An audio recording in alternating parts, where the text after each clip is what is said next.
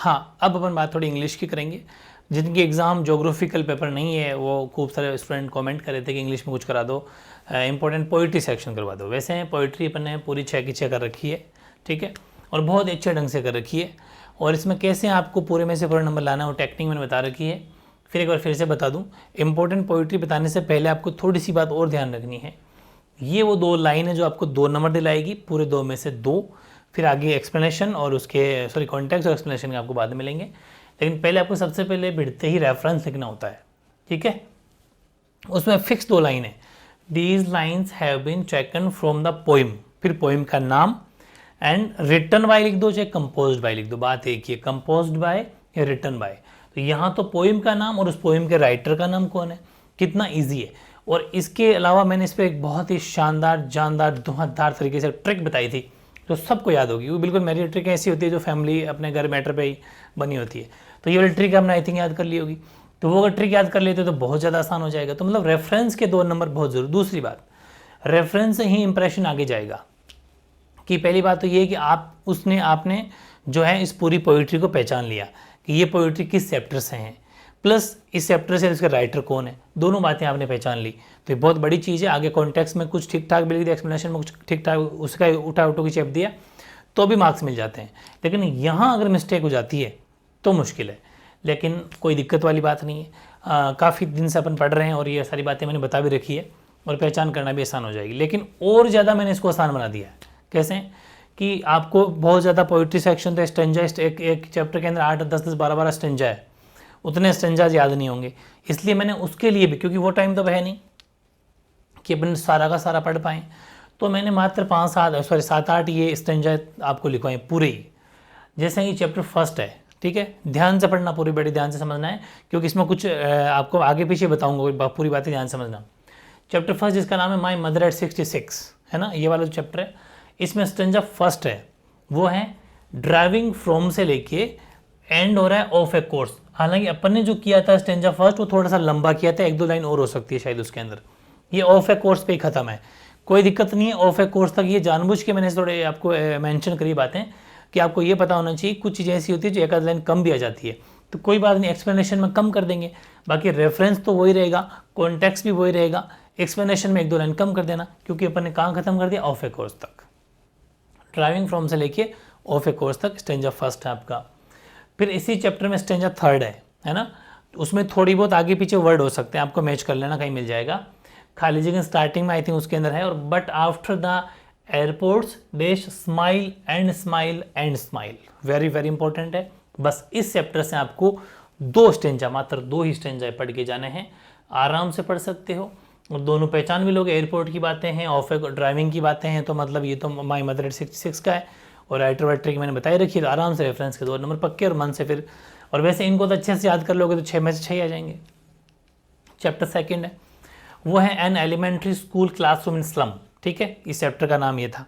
इसमें एक stanza select किया मैंने, सिर्फ और सिर्फ एक, कौन सा, far far from dash from is desk. Far far from ये स्टार्टिंग है उसकी, और वो स्टेंजा खत्म कहाँ हो रहा है, फ्रॉम हिज डेस्क, ठीक है, फ्रॉम हिज डेस्क तक जाके खत्म हो रहा है। बड़े ध्यान से पढ़ लेना, रेफरेंस बिल्कुल सेम, कॉन्टेक्स्ट एक्सप्लेनेशन आपको करना है। तो मतलब 3 बने अभी तक तो, ठीक है। बात करें चैप्टर नंबर 3 की, जिसका नाम है कीपिंग क्वाइट। इसमें स्टेंजा 7 है, वैसे ये आगे पीछे भी हो सकता है, उस पर नहीं जाना है आपको। स्टेंजा 7 हो सकता है, 6 हो सकता है, लेकिन आपको उस पर ये देखना है कि वो स्टार्टिंग कहाँ से हो रही है। जैसे ये परहैप्स से स्टार्ट हो रहा है, परहैप्स द अर्थ और quiet and I will go, ठीक है, ये आपको ध्यान देना है। तो perhaps the earth, quiet and I will go, एक ही स्टेंजा अपने यहाँ से लिया है। फिर चैप्टर 4 जिसका नाम है ए थिंग ऑफ ब्यूटी, ठीक है, और यहाँ से मैंने आपको ये कहा भी था कि ये चैप्टर बहुत ज़्यादा इंपॉर्टेंट है। और जब मैंने आपको क्वेश्चन आंसर का कैप्सूल लिखवाया था, ठीक है, उस क्वेश्चन आंसर वाले कैप्सूल में भी ये चैप्टर आपके बहुत ज़्यादा इंपॉर्टेंस रखता है, तो ये भी आपको ध्यान देना है। उसमें स्टेंजा फर्स्ट है, स्टेंजा सेकंड है, स्टेंजा थर्ड है, 3 स्टेंजा है।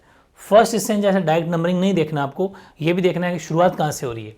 स्टेंजा फर्स्ट है ए थिंग ऑफ ब्यूटी, ध्यान रखना, बहुत ज़्यादा इंपॉर्टेंट है chapter number 4।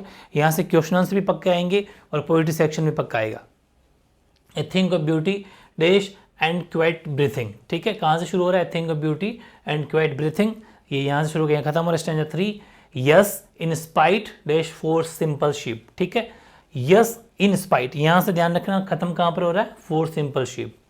Stanza 4 and such are daffodils, daffodils है, ठीक है, डेफोडिल्स ये आई है, और खत्म कहाँ हो रहा है, फेयर मस्क रोज ब्लूम्स। मैंने थोड़ा ज़्यादा इसीलिए लिखा है कि आपको इजीली ये चीज़ मिल जाए, ठीक है। तो इस चैप्टर से 3 स्टेंजा है, वो आपको पढ़ना है।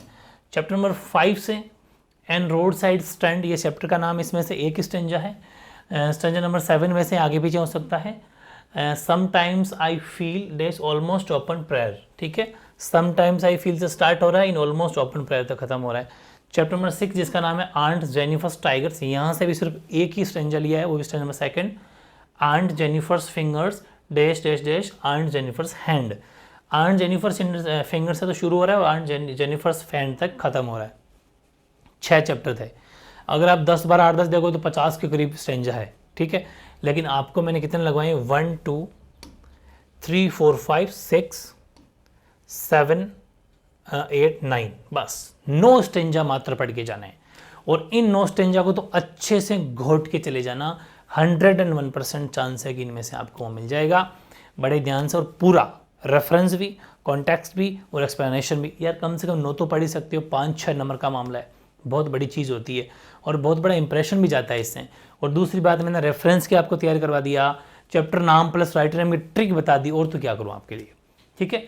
और चैप्टर नेम और राइटर नेम की जिसको ट्रिक नहीं मिल रही हो तो मैं इसको कमेंट में पिन कर दूंगा, आप वो भी देख सकते हो, ठीक है। बहुत ज़्यादा इंपॉर्टेंट चीज़ें हैं। और इंग्लिश के अंदर कोई छोटी मोटी और कोई चीज़ रह गई है तो उसको जल्दी करा दिया जाएगा। बस आप पढ़ते रहो, मेहनत करो बहुत ज़्यादा, ठीक है ना, बहुत ही तगड़ी मेहनत करनी है, क्योंकि इंग्लिश वगैरह में टाइम थोड़ा सा कम है। तो आप जिसके ज्योग्राफिकल कोई पेपर नहीं हो तो अभी आप इंग्लिश आपको पढ़नी है, ठीक है ना। ओके।